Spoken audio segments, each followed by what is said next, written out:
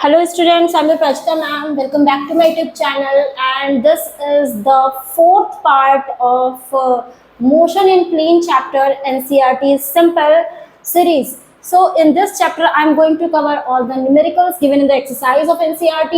So अगर आप लोगों को concepts पता है, formulas पता है, तरीके पता है कैसे solve करना है, derivations आते हैं, main चीज thing is concepts. अगर वो clear है तो न्यूमेरिकल्स तो बन ही जाते हैं, right. You need some practice and numericals बन जाते हैं, राइट. तो we will discuss without any delay all the numericals of this chapter, right. So we are going through the new NCERT. अगर आप ओल्ड एनसीईआरटी में जाओगे तो उसमें और भी क्वेश्चंस दिए हैं, but I am just covering here the new NCERT questions, right. So I think this question is not very clear. तो यहाँ जितना मुझे दिख रहा है मैं यहाँ से देख लेती हूँ. तो इसमें मुझे सिर्फ ये बताना था व्हाट इज दैट कि the quantities which quantities are scalar and vector. ये तो क्लास 9th का बच्चा ही बता लेगा, है ना, कि कौन सी क्वांटिटी स्केलर है वेक्टर है, राइट. तो जिसका डायरेक्शन होगा वही वेक्टर होगा. तो मैग्नीट्यूड तो सभी का होता है.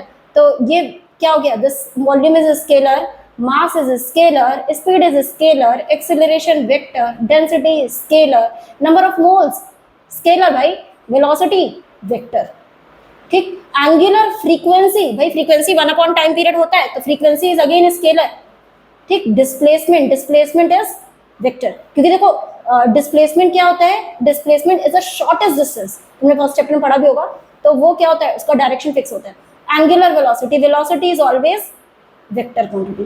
तो this thing is done. After that the second question is pick out 2 scalar quantities in the list. तो भाई 2 स्केलर क्वांटिटीज निकालनी है तुम्हें. तो फोर्स तो भाई वेक्टर होता है, तो ये गया, ये नहीं हो सकता, ठीक. Angular momentum is always vector. Momentum तुम्हें क्लास 9th का याद हो तो मास इनटू वेलोसिटी होता है, और ये वेक्टर क्वांटिटी होता है. और इसकी जो डायरेक्शन होती है वो वेलोसिटी की डायरेक्शन होती है, क्योंकि मास तो स्केलर है.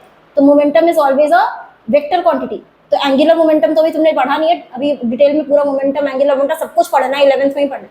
ये आ गया भाई स्केलर. वर्क क्या होता है, work is a scalar quantity, doesn't have any direction. Is current is scalar, तो ये स्केलर है, वर्क स्केलर है.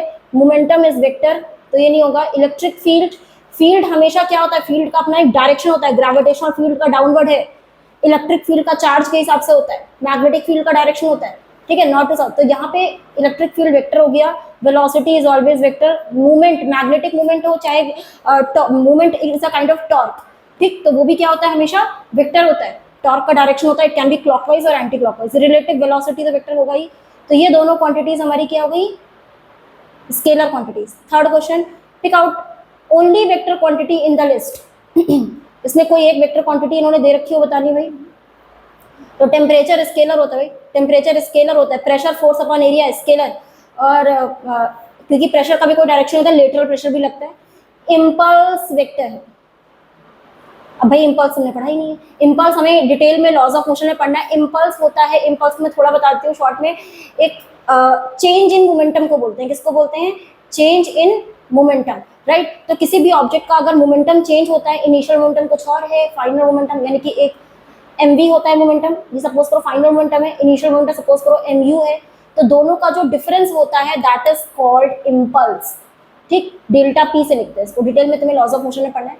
टाइम स्केलर है, पावर स्केलर है, टोटल पाथ लेंथ स्केलर होता है, शॉर्टेस्ट डिस्टेंस वेक्टर होता है, ठीक. Energy scalar. Gravitational potential is always scalar, क्योंकि पोटेंशियल होता है वर्क अपॉन चार्ज, और दोनों ही स्केलर है, right. And the next one is coefficient of friction. ये भी तुम्हें अभी लॉज ऑफ मोशन चैप्टर में पढ़ना है. That is again scalar. Charge तो स्केलर होता ही है, राइट. तो ये सारी हमारे पास स्केलर क्वांटिटीज थी. केवल impulse was the only impulse was the vector quantity. इसका क्वेश्चन अगर इसमें से करा देती हूँ. यहाँ पे क्या है, ये वाला क्वेश्चन हो गया done. And this is the question. In this question what is that, state the reason whether the following algebraic operation with scalar and vector physical quantities are meaningful. इसका क्या मतलब भाई, क्या ये ऑपरेशन मीनिंगफुल होंगे या नहीं होंगे, ये तुम्हें बताना है. रीजन के साथ बताना है, विद रीजन. तो दो एडिंग टू स्केलर, क्या हम 2 स्केलर को ऐड कर सकते हैं. Is it meaningful to add any 2 scalar, नहीं भाई. मास में तुम क्या ऐड कर दोगे, प्रेशर. मास स्केलर है, प्रेशर स्केलर है. क्या तुम मास में टेम्परेचर ऐड कर सकते हो. अरे भाई यूनिट डायमेंशन में हमने पढ़ा है, any 2 scalar quantities cannot be added, only same dimensional quantities जिनका डायमेंशन सेम होगा सिर्फ उनको ऐड कर सकते हैं, और वो भी अगर दोनों वेक्टर होंगी तो ऐड होगा, दोनों स्केलर होंगी तभी ऐड होगा. Any two scalar quantities cannot be added. Remember this. So this one is what? No, this is not possible, not meaningful. Second one, adding a scalar to vector in the same. अरे भाई scalar को vector में कहाँ से add कर दोगे? Vector का direction होगा, इसका नहीं होगा, तो it is again not meaningful, मतलब ही नहीं है. Multiplying any vector by a scalar, तो क्या हम किसी वेक्टर को स्केलर से मल्टीप्लाई कर सकते हैं? मल्टीप्लाई तो कर सकते हैं. एग्जाम्पल, ऐड वैड नहीं कर सकते क्योंकि सेम डायमेंशनल क्वांटिटीज ऐड होती हैं. होमोजेनिटी का प्रिंसिपल होता है कि सेम डायमेंशन होना चाहिए तभी ऐड होगा, लेकिन मल्टीप्लाई कर सकते हैं. एग्जांपल अगर तुम सोचोगे तो फोर्स को लिखते हो ना, अरे वर्क को लिखते हो फोर्स इनटू डिस्प्लेसमेंट, लिखते हो कि नहीं? वर्क स्केलर होता है और तुम इसमें क्या कर सकते हो, फोर्स और डिस्प्लेसमेंट दोनों अलग अलग डायमेंशन की क्वांटिटीज है ना, और उनको तुम क्या करते हो, मल्टीप्लाई करते हो. तो वेक्टर को हम स्केलर क्वांटिटी से मल्टीप्लाई कर सकते हैं, स्केलर वेक्टर को मल्टीप्लाई कर सकते हैं. सो एक second, multiplying any vector by a scalar. एक सेकेंड, हाँ, तो अगर इसका एग्जांपल यहाँ पे तो दोनों ही वेक्टर है, फोर्स और डिस्प्लेसमेंट दोनों वेक्टर, लेकिन तुम कोई भी वेक्टर क्वांटिटी को स्केलर करना, हाँ मैंने मल्टीप्लाई करना बताया भी था, एग्जांपल में बताया था. जैसे कि अगर हमें 5 न्यूटन का मैंने एक फोर्स ले लेता है ए वेक्टर, इसको अगर मैं 2a वेक्टर करूँ तो बस ये इसका डबल हो जाता है. तो हम वेक्टर क्वांटिटी को स्केलर से मल्टीप्लाई कर सकते हैं, ऐड वैड नहीं कर सकते, राइट. तो ये हो गया हमारे पास सी पार्ट, ठीक. तो इसके बाद सी पार्ट के बाद इसके बाद अगर हम देखें, अगर कोई और एग्जांपल मुझे याद आ जाए जिसमें मैंने वेक्टर को स्केलर से मल्टीप्लाई किया हो, सेकंड लॉ ऑफ मोशन का मास इनटू एक्सेलरेशन. यस, देखो मास हमारे पास क्या होती है, स्केलर क्वांटिटी होती है, एक्सेलरेशन वेक्टर क्वांटिटी होती है. इन दोनों को मल्टीप्लाई करते हैं कि नहीं? यही मैं सोच रही थी कोई एक ऐसी क्वांटिटी याद आ जाए. ये वाला तो एग्जांपल है ही, लेकिन ये प्रॉपर एग्जांपल है जिसमें हम क्या कह सकते हैं कि हमने स्केलर को वेक्टर से मल्टीप्लाई किया है, राइट. इसके अलावा मोमेंटम भी होता है. यस, मोमेंटम क्या होता है, मास इनटू वेलोसिटी, अभी थोड़ी देर पहले बताया था. तो मास हमारे पास स्केलर है और वेलोसिटी वेक्टर है, we are multiplying it, so it is meaningful, it is valid. Next, multiplying any two scalar. Yes, हम दो स्केलर को मल्टीप्लाई कर सकते हैं, कभी भी कर सकते हैं, मल्टीप्लाई कर सकते हैं. दो स्केलर्स को ऐड नहीं कर सकते, किसी भी दो स्केलर क्वांटिटी को ऐड नहीं कर सकते, लेकिन किसी भी दो स्केलर क्वांटिटीज को मल्टीप्लाई कर सकते हैं. फॉर एग्जांपल तुमने पढ़ा होगा power is work upon time, तो वर्क को हम पावर इनटू टाइम लिखते हैं कि नहीं? पावर स्केलर, टाइम स्केलर, दो डिफरेंट क्वांटिटीज हैं, and we are multiplying it and we are getting a valid quantity, right. So we can multiply any two scalar, correct है, this is valid. Next, adding any two vectors, तो क्या हम किसी भी दो vector quantities को add कर सकते हैं? नहीं. ऐड देखो हमेशा सेम डायमेंशनल क्वांटिटीज होती हैं, ठीक. तो अगर मान लो एक तुमने फोर्स ले लिया और दूसरी वेक्टर क्वांटिटी सपोज करो तुमने इलेक्ट्रिक फील्ड ले ली, तो you can not add that, तो इट इज नॉट वैलिड. तो obviously this is not valid, ठीक. अब इसके अंदर ई पार्ट के अंदर तुम्हारे पास क्या है, adding a component of vector to the same vector. Yes, हम ऐड कर सकते हैं, adding a component of a vector to the same vector, लेकिन हमें उसको ऐड करना पड़ेगा किससे? वेक्टर एडिशन से. तो component of vector to the same vector, लेकिन अगर हम वेक्टर एडिशन से नहीं करेंगे तो नॉर्मली नहीं कर सकते. Adding a component to the vector to the same vector in general नहीं कर सकते, लेकिन रिजॉल्व करके वैसे करना चाहें तो फिर कर भी सकते हैं, ठीक है. तो वैसे हम क्या करेंगे, इसको नहीं कर सकते, cannot be added only by the, अगर करेंगे तो हम इसको ट्रायंगुलर मेथड से या किसी मेथड से, मतलब कहने का मतलब ये कह रहा है, देखो अगर थोड़ा समझाओ, adding a component of the vector to the same vector. Suppose करो कि तुम्हारे पास एक ए वेक्टर है, इसका तुमने थीटा एंगल पे एक कंपोनेंट निकाल लिया ए कॉस थीटा, तो क्या तुम ए कॉस थीटा को ए में ऐड कर सकते हो? डायरेक्टली नहीं ऐड कर सकते, क्योंकि ये भी एक वेक्टर है और ये भी एक वेक्टर है. तो you can add it just by using vector addition add कर सकते हो, नॉर्मली नहीं ऐड कर सकते, ठीक है. इसके कंपोनेंट को उसी क्वांटिटी में डायरेक्टली ऐड नहीं कर सकते. आगे क्या है, ट्रू फॉल्स बताना है तुम्हें. The magnitude of the vector is always a scalar. सही बात है, magnitude is a number, right. तो वो number is always a scalar quantity, तो ये ट्रू बात है. Each component of a vector is always, each component of a vector is always scalar. नहीं, कंपोनेंट ऑफ अ वेक्टर कैसे scalar हो सकता है भाई? ये तुम्हारे पास फोर्स है और अगर इसका एक कंपोनेंट निकालोगे तो एफ कॉस थीटा का भी मैग्नीट्यूड भी होगा, डायरेक्शन भी होगा. तो अगर किसी चीज का डायरेक्शन भी है तो वो स्केलर कैसे हो गया? तो ये फॉल्स है. Next, the total path length is always equal to the magnitude of displacement. कैसे हो सकती है भाई टोटल पाथ लेंथ? तो सपोज करो कि तुम इधर गए फिर इधर गए, तो टोटल पाथ लेंथ हो जाएगी, सपोज इधर 5 गए इधर 3 गए तो 8 हुई। तो लेकिन डिस्प्लेसमेंट तो ये हुई ना शॉर्टेस्ट डिस्टेंस, वो तो पाइथागोरस से निकलेगी। तो it is not equal always, तो ये भी फॉल्स है। Total path length is always equal, नहीं भाई, no, false. Average speed of a particle defined by total path length by the time taken is either greater than, तो average speed is greater than or equal to the magnitude of average velocity. सही बात है कि जो speed की value होती है, यानी कि देखो अगर तुम सेम डायरेक्शन में जाओगे तो स्पीड और वेलोसिटी सेम हो जाता है। जैसे कि मान लो तुम शॉर्टेस्ट पाथ से जाओ तो distance and displacement are same. अगर तुम डिस्प्लेसमेंट की डेफिनेशन भी देखते हो ना तो that is a shortest distance आता है उसमें। तो एवरेज वेलोसिटी और स्पीड में यही डिफरेंस होता है, क्योंकि स्पीड होता है डिस्टेंस अपॉन टाइम और वेलोसिटी होता है डिस्प्लेसमेंट अपॉन टाइम। तो अगर डिस्टेंस और डिस्प्लेसमेंट सेम होगा तो स्पीड और वेलोसिटी भी सेम हो जाएगा। Is it clear? तो average speed of a particle या तो ज्यादा होगी या तो उसके इक्वल होगी, तो ये ट्रू बात है।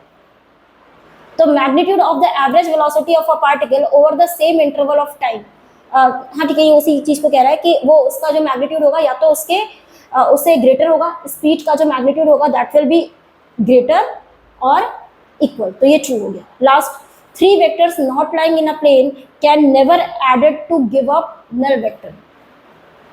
ट्रू, क्यों? क्योंकि 3 वेक्टर्स अलग अलग प्लेन में है तो जीरो कैसे बना देंगे? एक वेक्टर सपोज करो इस वॉल पे है, एक वेक्टर सीलिंग पे है, एक वेक्टर फ्लोर पे है, एक वेक्टर इधर है। तो अगर अलग अलग प्लेन में वेक्टर्स हैं मेरे पास तो हम उनको कैसे करेंगे? क्योंकि वेक्टर को तो हम सेम प्लेन में डिस्प्लेस कर सकते हैं ना। और अगर 3 वेक्टर्स है, सपोज करो कि एक ये वेक्टर है एक ये वेक्टर, तुमने इनका रिजल्टेंट निकाला ये राइट। अगर थर्ड वेक्टर को तुम जस्ट इसके अपोजिट डायरेक्शन में उतना ही ले लो तब ये इसको जीरो कर सकता है, then only it can add and give up to zero. लेकिन अगर होना क्या चाहिए, तीनों सेम प्लेन में होने चाहिए ना। यहाँ पे दे रखा है not lying in the same plane, तो ये फॉल्स है, right. So this is the question, and after that we have to establish some relation.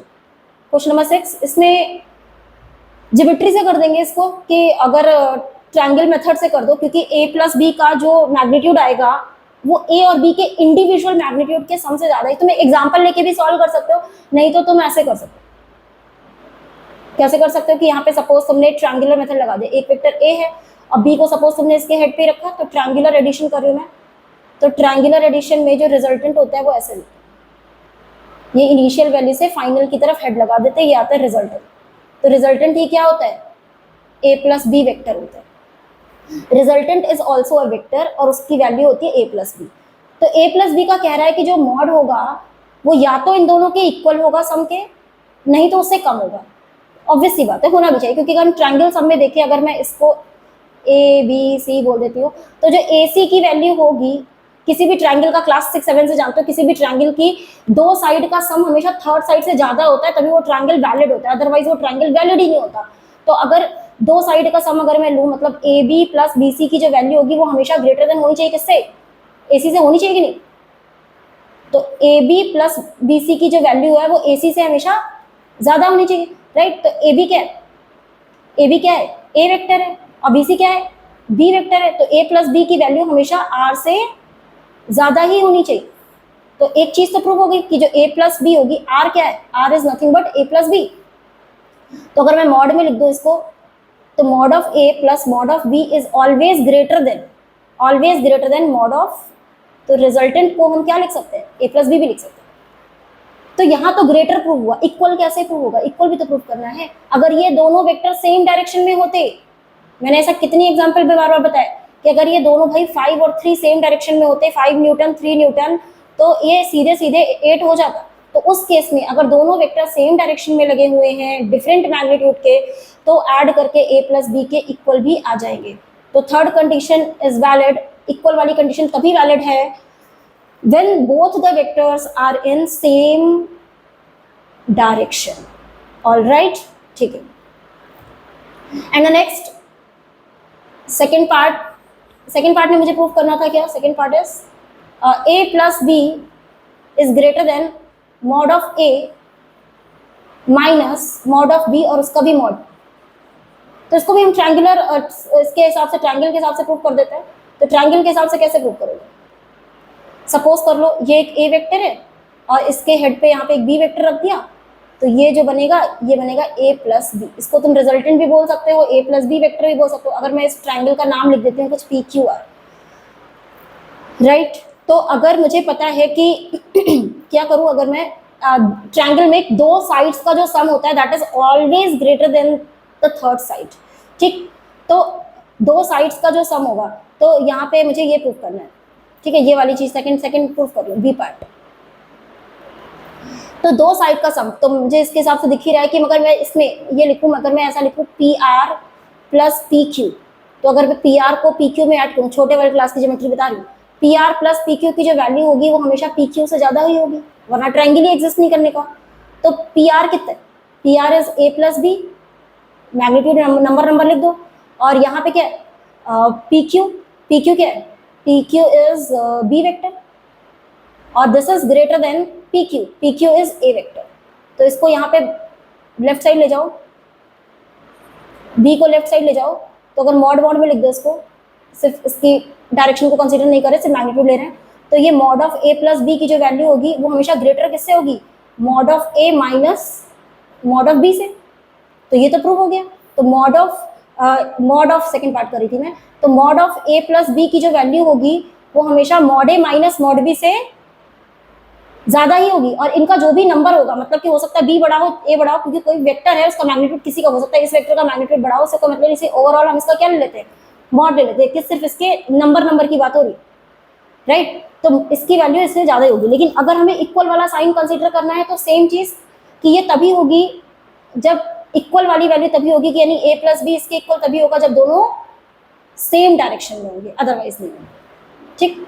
तो ये हो गया थर्ड पार्ट। तो थर्ड पार्ट को, थर्ड और फोर्थ पार्ट अगर तुम ध्यान से देखो तो थर्ड फोर्थ पार्ट तो तुम्हारा क्वेश्चन से ही प्रूव हो जाएगा, मतलब फर्स्ट सेकंड से ही प्रूव हो जाएगा। थर्ड पार्ट को अगर देखो तो फर्स्ट पार्ट में बस बी की जगह पे माइनस बी रिप्लेस कर दो। तो बी की जगह अगर माइनस बी रिप्लेस कर दोगे तो ये वाली वैल्यू ए माइनस बी हो गई, और तो ए माइनस बी का जो मॉड है वो वैल्यू क्या हो जाएगी? Less than equal to B को माइनस बी से रिप्लेस करोगे, माइनस बी का जो मॉड होता है प्लस बी ही होता है। मतलब अगर मैंने इसको माइनस बी लिखा, मॉड ऑफ माइनस बी लिख दिया, बस मैं इस वाले फर्स्ट वाले पार्ट में बी को माइनस बी से रिप्लेस कर रही हूँ, दैट्स इट। तो अगर माइनस बी, मॉड का minus B is nothing but the mod B, तो इसको तुम क्या लिखोगे? Mod A plus mod B. तो mod of A minus B this is less than equal to, तो थर्ड पार्ट प्रूव हो गया, राइट। और अगर फोर्थ पार्ट प्रूव करना है तो सेकंड पार्ट में बी को माइनस बी से रिप्लेस कर दो। तो बी को माइनस बी से रिप्लेस करोगे तो यहाँ पे क्या आ जाएगा? माइनस बी का मॉड जो होता है वो मॉड बी ही होता है, तो सेम थिंग। तो हमने फर्स्ट और सेकंड को ट्रायंगुलर मेथड से प्रूव किया है, और थर्ड और फोर्थ को मैंने बस बी को माइनस बी पुट कर दिया, राइट, डन। सेवेंथ क्वेश्चन क्या है? इसमें दिया है 4 वेक्टर दिया। मैंने देखो कहा ना एनसीईआरटी में लोग एरो नहीं लगाते, लेकिन कॉपी में कभी भी लिखना तो इन सबके ऊपर वही एरो लगा लेना, वरना लगता है कि स्केलर है। तो ये चारों क्या कह रहा है कि इन चारों का सम 0 है, इन चारों का सम 0 है, तो विच स्टेटमेंट इज करेक्ट? तो A B C D must each can be, must be a, तो मस्ट नहीं है, मस्ट नहीं। अगर चारों 0 है तो 0 तो होगा। अगर all the 4 vectors are null vectors, null vector मतलब उनका मैग्नीट्यूड 0 है, तो अगर सारे वेक्टर 0 हैं तो वो तो ऑब्वियसली इनको ऐड करोगे तो 0 ही आएगा। लेकिन ऐसा भी पॉसिबल है कि चारों 0 ना हो तब भी ये 0 हो जाए। जैसे कि अगर मान लो तुमने कोई भी 4 नंबर लिए, उनको ऐड करके 0 आ सकता है क्या? टेल मी एनी 4 नंबर्स जिनको ऐड करके 0 आता हो।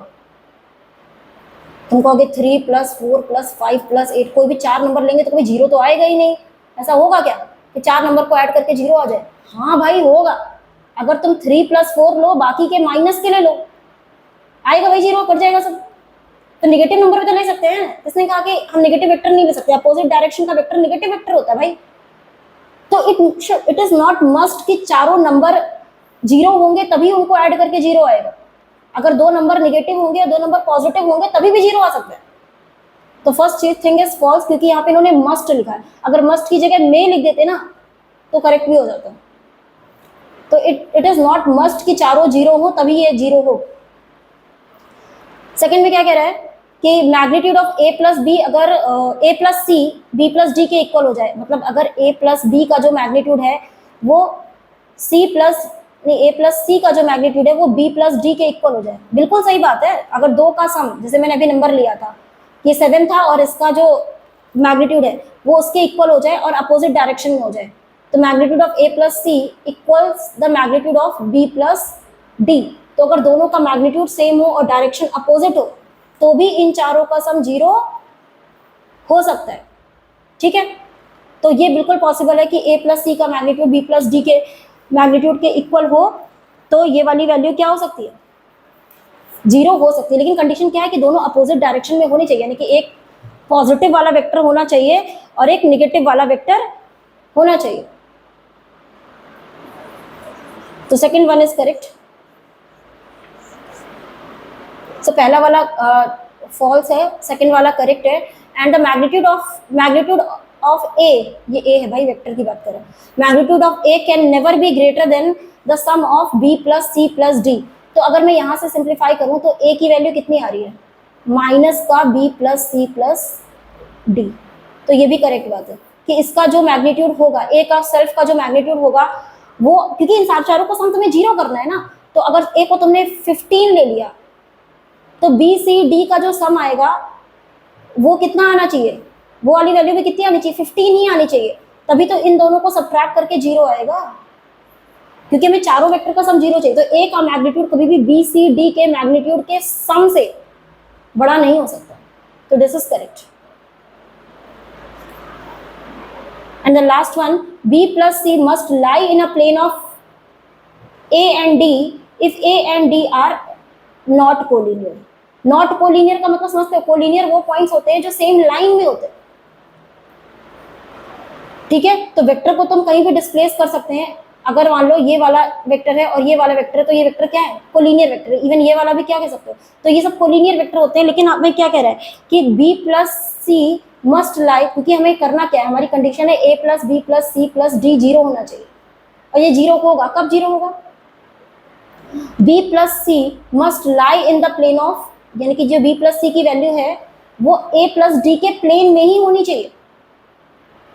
बिल्कुल सही बात है, क्योंकि सपोज करो ये बी वेक्टर है और ये वाला वेक्टर सी वेक्टर है, तो बी प्लस सी इसके बीच से जाएगा रिजल्टेंट। तो जो बी प्लस सी की जो वैल्यू होगी वो ए और डी, सपोज करो कि ए वेक्टर ये है और डी वेक्टर ये है, तो ए और डी का रिजल्टेंट ऐसा जाएगा। तो अगर ये इक्वल अपोजिट होगा तभी इन दोनों को ऐड करके 0 आएगा, यानी कि बी प्लस सी को ए प्लस डी में ऐड करोगे तभी 0 आएगा, अगर वो दोनों अपोजिट डायरेक्शन में होंगे। ठीक, तो वो क्या होने चाहिए, उसी प्लेन में। अगर डिफरेंट प्लेन में होंगे तो तुम कहाँ से ऐड कर लोगे, जो फ्लोर का वेक्टर है उसको वॉल के वेक्टर से ऐड नहीं कर सकते। तो we are studying motion in a plane, एक ही प्लेन में होगा तभी उसको डिस्प्लेस कर पाओगे, तभी उसको ऐड कर पाओगे। इफ दे आर कोलिनियर, तो देखो अगर and in a line of A and D, तो अगर ए और डी एक ही लाइन में है तो कोलिनियर होने चाहिए। जैसे कि मान लो ए वेक्टर और डी वेक्टर दोनों एक ही लाइन में, एक ही लाइन का मतलब होता है कि ऐसा है, ए वेक्टर ऐसा है, डी वेक्टर ऐसा है, तो बी और सी को भी क्या होना चाहिए, इसी के जस्ट अपोजिट उसी लाइन में होना चाहिए, तभी तो ए प्लस बी और A plus B plus C plus D 0 हो पाएगा। तो अगर एक ही लाइन में है तो इनको एक ऐसा वाला कोलिनियर होना चाहिए। अगर एक प्लेन में है तो उसका रिजल्टेंट और उसका रिजल्टेंट आपस में कैंसिल होना चाहिए, राइट। तो ये वाली चीज देखो, कॉन्सेप्चुअल क्वेश्चन दिए हुए सारे, तो समझने की बात है कि क्वेश्चन को समझ लो, क्वेश्चन में मुश्किल कुछ नहीं।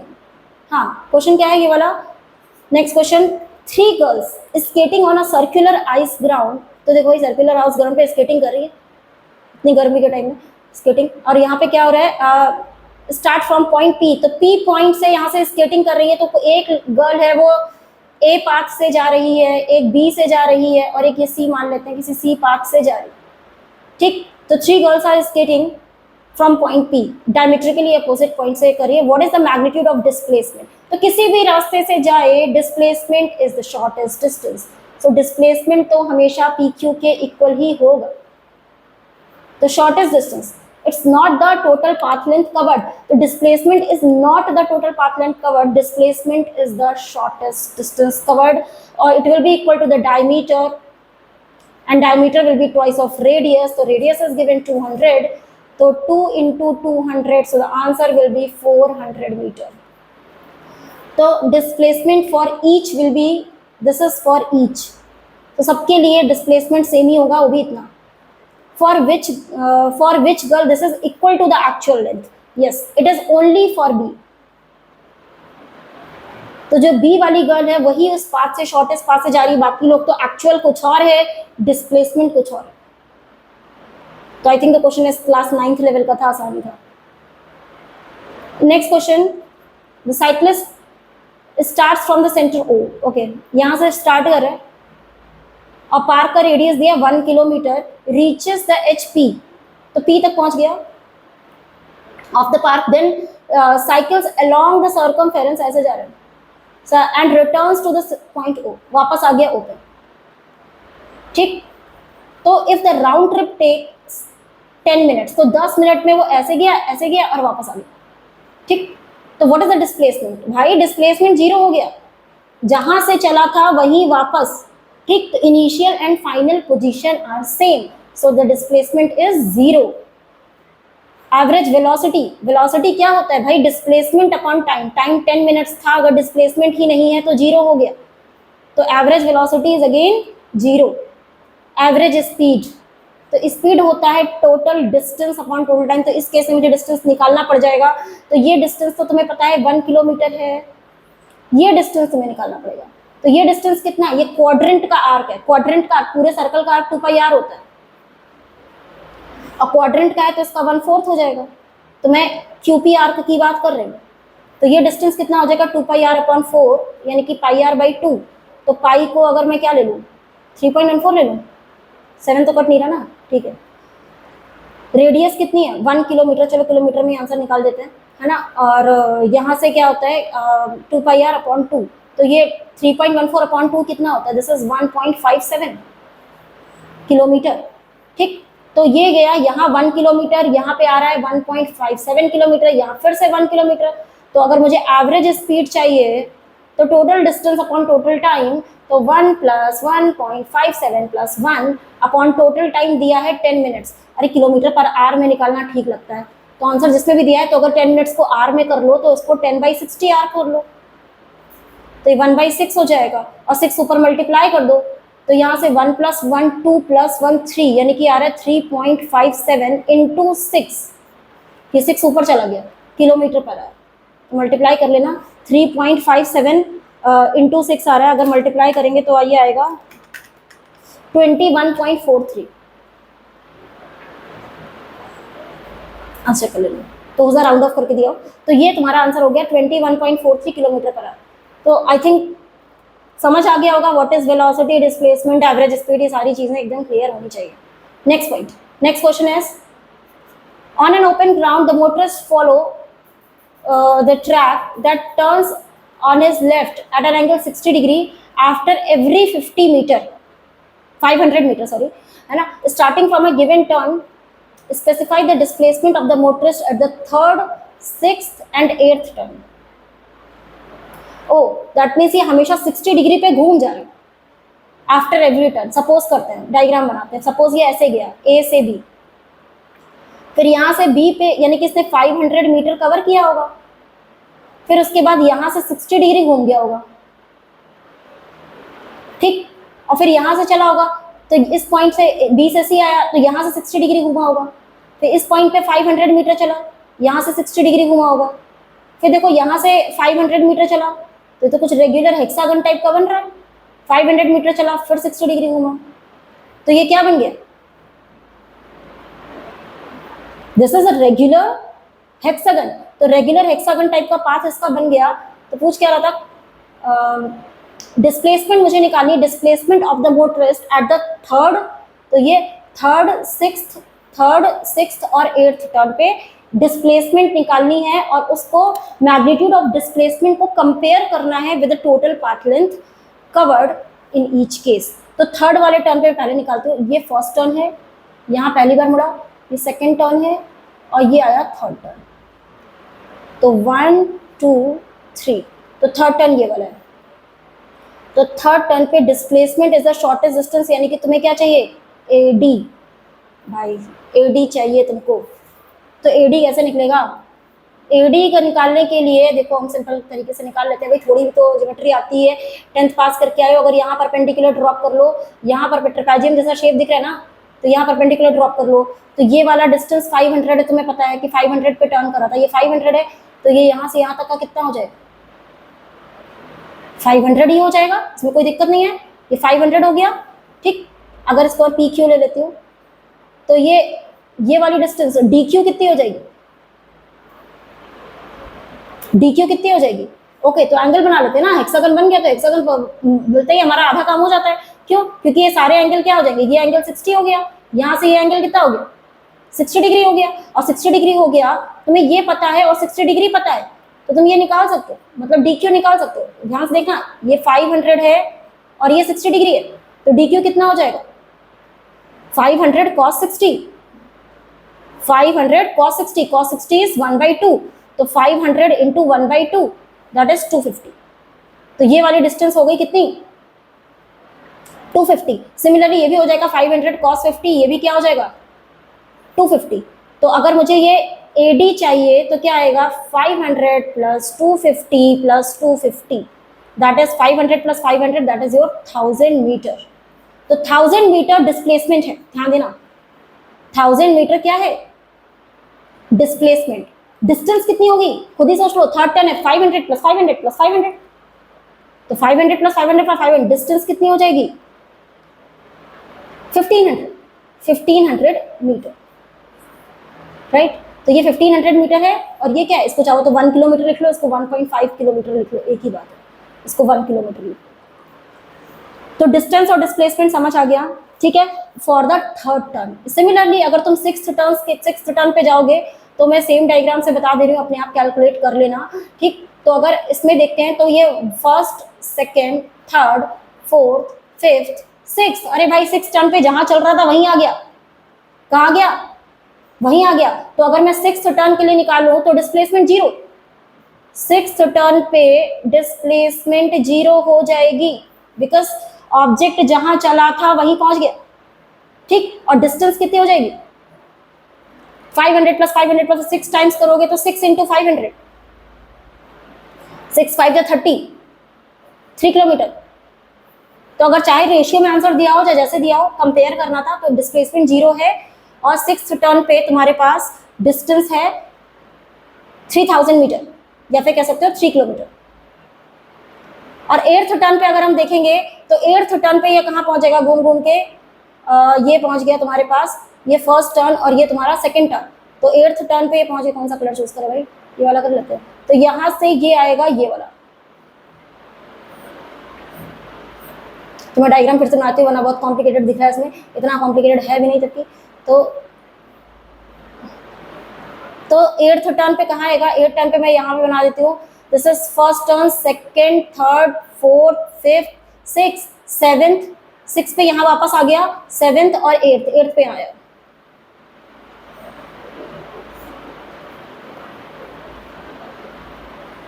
This is the regular hexagon diagram, ठीक नहीं बना। तो ये हमारे पास रेगुलर हेक्सागन है, सब कुछ यहाँ पे कितना है, 500 मीटर, 500 मीटर है। तो एक आइसोसेलेस ट्रायंगल जैसी चीज दिख गई। अब मुझे AC निकालना है, जो कि बहुत आसान है, क्योंकि क्लास 10th का बच्चा भी निकाल लेगा। AC अगर ये 500 है तो ये एंगल रेगुलर हेक्सागन में कितना होगा, देखो यहाँ से अगर हम करते हैं तो ये एंगल 60-60 होता है, ज्योमेट्री का समझ जाना। ये एंगल इसका क्या हो जाएगा, 30 हो जाएगा, सब बाइसेक्टर होते हैं, रेगुलर हेक्सागन है, ठीक है। और वैसे भी अगर समझ लो, तुम्हें पता है ये एंगल 120 होता है, और आइसोसेलेस ट्रायंगल है तो बेस एंगल सेम होता है, तो वहां से भी तुम निकाल सकते हो, एंगल 30-30 आएगा, 30-30 आ जाएगा, ठीक। तो अगर मैं यहाँ से परपेंडिकुलर ड्रॉप करूँ तो मैं पता है कि आइसोसेलेस ट्रायंगल का जो एल्टीट्यूड होता है वही मीडियन होता है। तो अगर मैं इसको m बोल दूं तो ये जो cm होगा, cm की वैल्यू कितनी होगी, cm की वैल्यू होगी, क्योंकि ये 500 है तो 500 cos 30, 500 cos 30, तो cos 30 की वैल्यू कितनी होती है, √3/2, तो ये हो गया 250 √3। तो ये आ गई cm की वैल्यू। और जो AC की वैल्यू है वो ट्वाइस ऑफ cm है। AC की वैल्यू क्या है, ट्वाइस ऑफ cm, तो ये आ जाएगा, इसको 2 से मल्टीप्लाई कर देंगे तो 2 इंटू 250√3, दैट इज योर 500√3। तो अगर आंसर में इसको 1.732 से मल्टीप्लाई करके दिया हो तो जस्ट √3 की वैल्यू पुट कर देना 1.732 और उसको 500 से मल्टीप्लाई करके आंसर निकाल सकते हो। तो 500 को मल्टीप्लाई कर देते हो जबली, तो 500 into 1.732 that will give you 866, तो 866 मीटर आ रहा है AC। तो ये हो गया displacement in the eighth turn, हम कैलकुलेट कर रहे हैं फॉर द एर्थ टर्न। तो ये हमारे पास डिस्प्लेसमेंट आया है। और अगर तुम एर्थ टर्न में डिस्टेंस देखोगे तो डिस्टेंस कितना आएगा भाई, 8 बार तुम्हारे पास 500 500 चल रहा है, तो 8 5 जा 40, इट इज 4000 मीटर। तो you can compare that distance is always greater than your displacement. तो there are the 10 questions I have done. So, I think कहाँ तक कर लिया हमने, जहाँ तक भी हुआ है। तो next yes 10 questions तक हो गया है। तो remaining questions we will do in the next part. Okay, thank you.